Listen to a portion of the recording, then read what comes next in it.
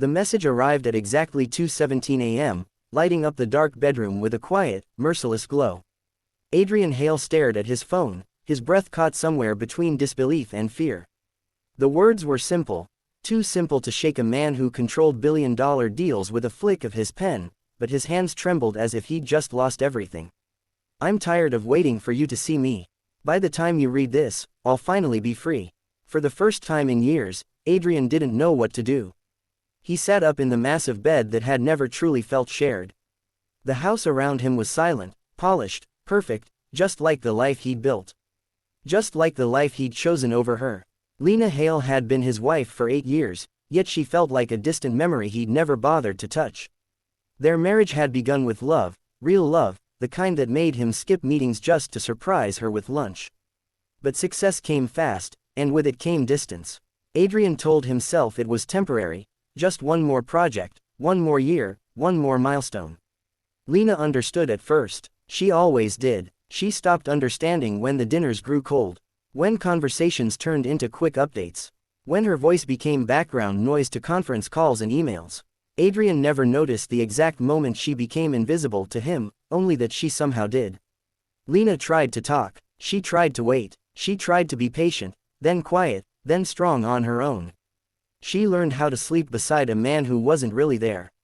She learned how to smile at charity galas while standing alone, how to explain his absence without embarrassing him, how to swallow her disappointment so it wouldn't disrupt his success.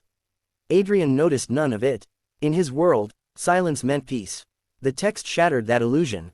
He rushed down the hallway, his footsteps echoing in the empty house. Lena's side of the closet was half empty. Her favorite blue coat was gone. The small jewelry box she'd kept since college was missing. Panic rose in his chest, sharp and unfamiliar. For years, he'd believed Lena would always be there, waiting, forgiving, adjusting. He'd never considered the possibility that she might choose herself instead. Adrian drove through the sleeping city, calling her phone again and again. Straight to voicemail. Each unanswered call felt like a reckoning. Memories flooded in uninvited. Lena laughing in the kitchen, Lena crying quietly in the bathroom, Lena sitting across from him at dinner while he typed on his phone. He remembered how she used to look at him, searching for something he no longer gave.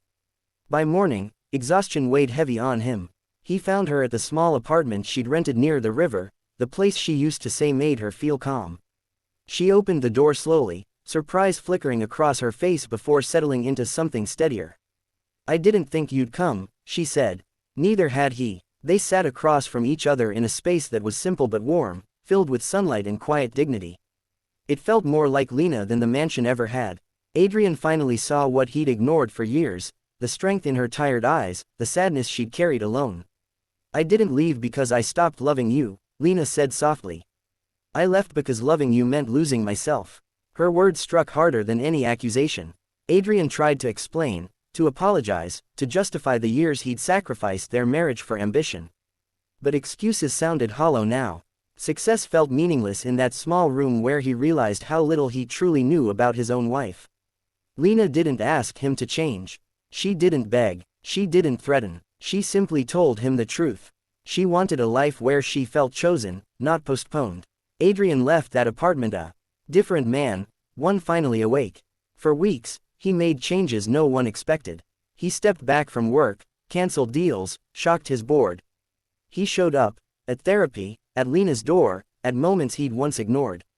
Not with grand promises, but with consistency. With listening. With patience. Lena didn't forgive him easily. Healing took time. Trust had to be rebuilt brick by brick. Some days she doubted him. Some days he doubted himself.